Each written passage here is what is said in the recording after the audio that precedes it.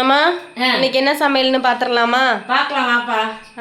அதுக்கு முன்னாடி நம்ம சேனலை சப்ஸ்கிரைப் பண்ணிடுங்க, லைக் பண்ணுங்க, கமெண்ட் பண்ணுங்க. கமெண்டே யாருமே பண்றதில்ல. எங்க சப்ஸ்கிரைபர்லாம் இருந்து அவங்களுக்குலாம் போகலையா என்ன ஏதுன்னு ஒண்ணுமே புரியல எங்களுக்கு. கமெண்டே வரல இப்பெல்லாம்.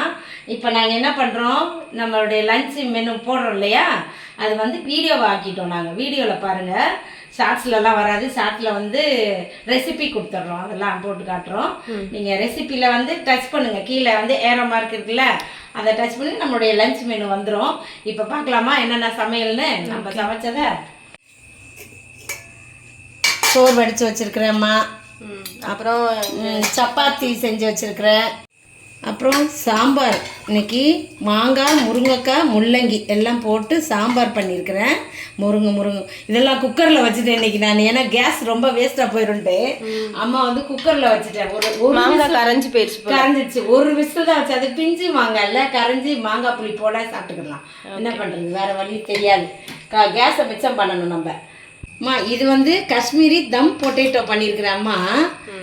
சூப்பராக. இது பொட்டேட்டோ எல்லாமே உருண்டை உருண்டையாக இருக்குது, பேபி பொட்டேட்டோ. அது வந்து காஷ்மீரி தம் பொட்டேட்டோ அப்படின்ற ஒரு ரெசிபியாக பண்ணியாச்சு. அது ரெசிபி வரும், பார்த்துக்கிறோங்க. அவ்வளோதான், இதான் இன்னைக்கு. இன்னும் ஒன்று இருக்குது.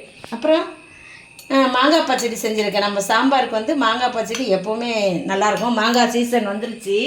நம்ம சீசன் வந்துட்டாலே விடக்கூடாது, மாங்காயும் விடக்கூடாது, மாம்பழத்தையும் விடக்கூடாது. ஆனால் நான் தான் கொஞ்சம் உஷாராக சாப்பிட்டுக்கிறணும்.